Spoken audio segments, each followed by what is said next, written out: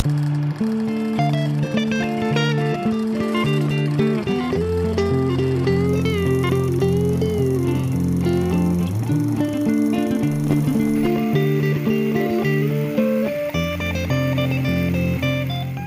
gran acontecimiento en la película de Audrey Divan, según la novela de Annie Ernaux, es el encuentro con la mirada fascinante de la actriz franco-rumana Ana María Bartolomei. Sus grandes ojos parecen estar tan atentos a la llegada de un signo de esperanza para su compleja situación como, en los mejores momentos, al borde de unas lágrimas que, tan solo en una oscura y bella escena, acaban por brotar. Porque Anne no tiene con quién llorar, a quién hablar o dónde gritar. Anne está sola en su familia, sola en sus relaciones, sola en sus amistades, sola con su pequeño gran problema. Sí, la soledad es el asunto que vertebra este film sobre el aborto, porque es la soledad de la mujer y no el dolor que experimenta su cuerpo la cuestión principal de tan espinoso asunto. Sin embargo, la retórica feminista rara vez pone esto de relieve. Entregada a las fijaciones de una modernidad lastrada por las pulsiones liberales, el feminismo cae y recae en el discurso del cuerpo, sin entender, acaso, a quien acaba por hacerle finalmente el juego.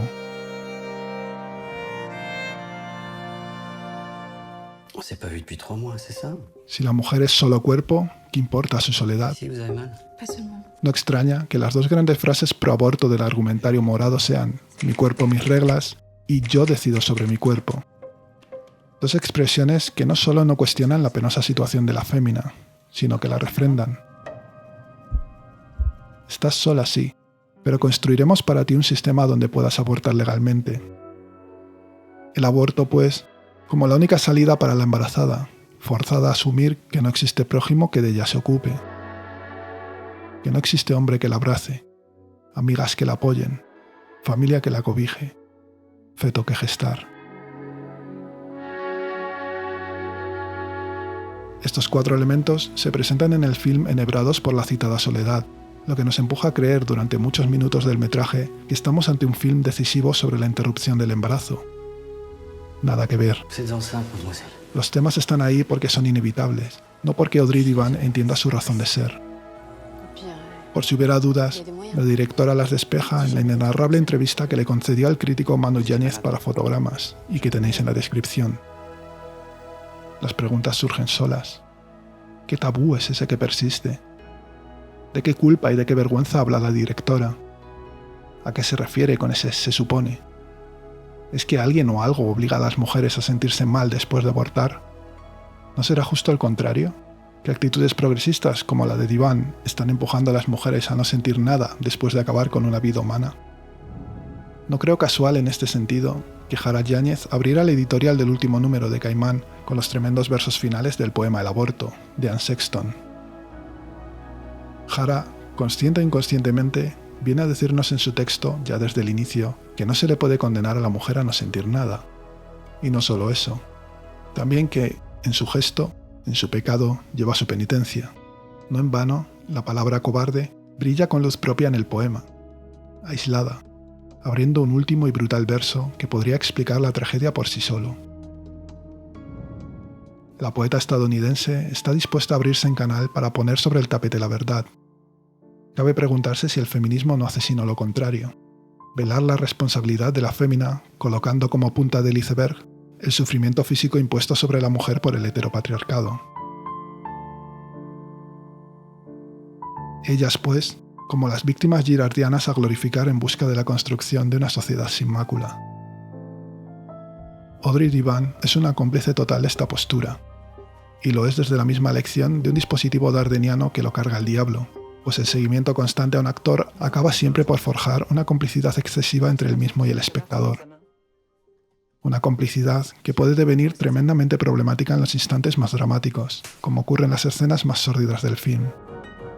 En ellas, la directora se olvida de las aristas y las contradicciones de Anne, empujada a no ser más que ese citado cuerpo sufriente, que es alfa y omega tanto en la retórica progresista como en las perversiones liberales de las que hoy es de todo punto indisociable. Por eso la directora está a punto de estrellarse con todo el equipo al filmar, con mimo extremo y precisión de cirujana inconsciente, la cuasi sacralización de la joven desde ese dolor que podría evitarse a través de la legalización del aborto. Y por eso, El acontecimiento es una película muchísimo mejor, en fondo y forma, en sus intersticios que en sus puntos álgidos, en los viajes a ninguna parte de la actriz que en los momentos dramáticos, en la detenida filmación de los ojos cristalinos, al borde de las lágrimas de Ana María Bartolomé que en las desabridas prácticas de la portera de turno. Una portera malhumorada, como corresponde,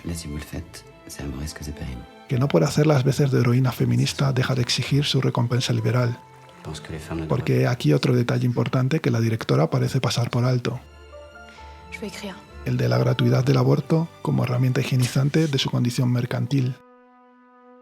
No hay crítica alguna sobre el significado de blanquear algo devenido en un lucrativo negocio montado a costa de vidas humanas.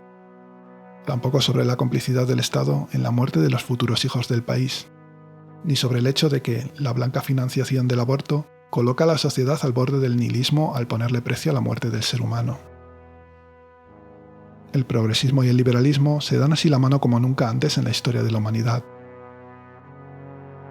Hoy son indisociables, porque ambos abogan por una vida sin espiritualidad, marcada únicamente por el deseo.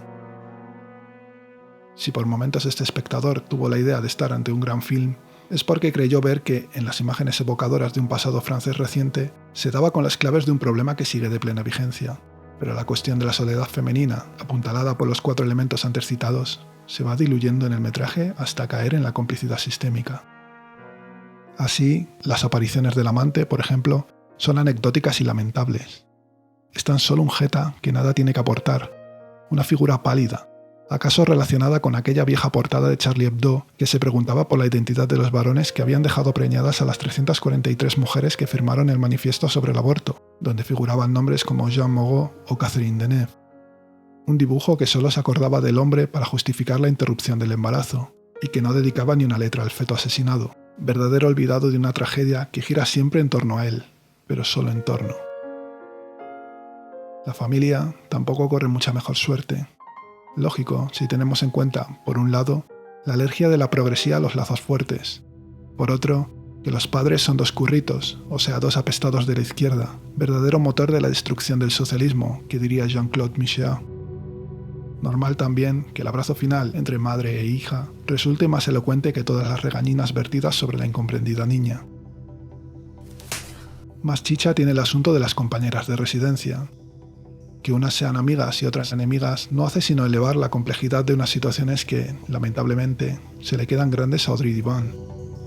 Las primeras son usadas para dar cuerpo al deseo femenino, verdadero justificante de la legalización del aborto en democracia.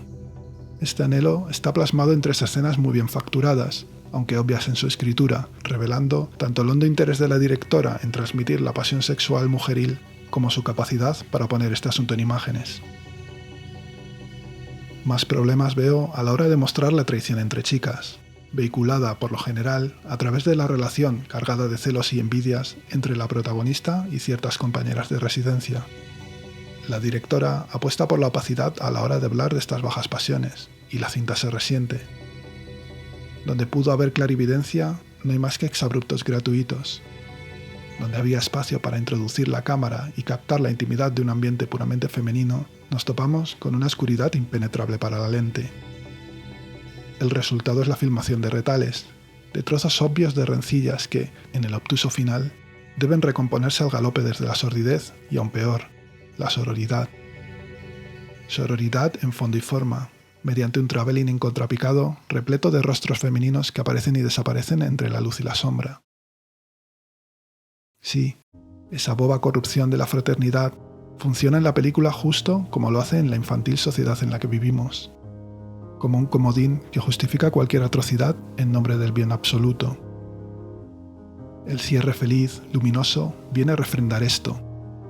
El aborto le ha servido a la protagonista para librarse de su problema y continuar con sus aspiraciones. Esfumadas en el metraje se quedan frases como «me gustaría tener un hijo, pero no en lugar de una vida». Para Diwan, fiel servidor a los intereses liberales, solo hay una opción para una joven preñada: el aborto. Y tiene razón.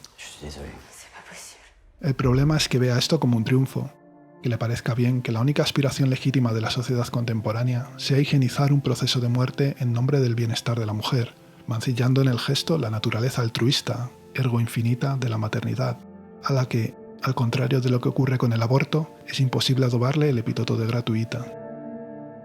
Quizás por todo esto, el feto, último de los 4 elementos en discordia, se ha filmado mediante un travelling que parece haber sido ejecutado por el mismísimo Flash.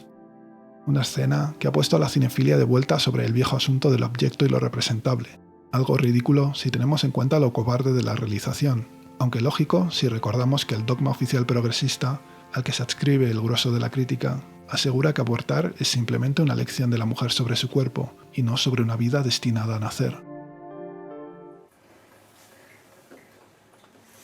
Que el feto no entre jamás en los debates sobre el aborto habla muy a las claras de la infantilización de la sociedad vía consumismo, de la que es una palanca total y absoluta el feminismo.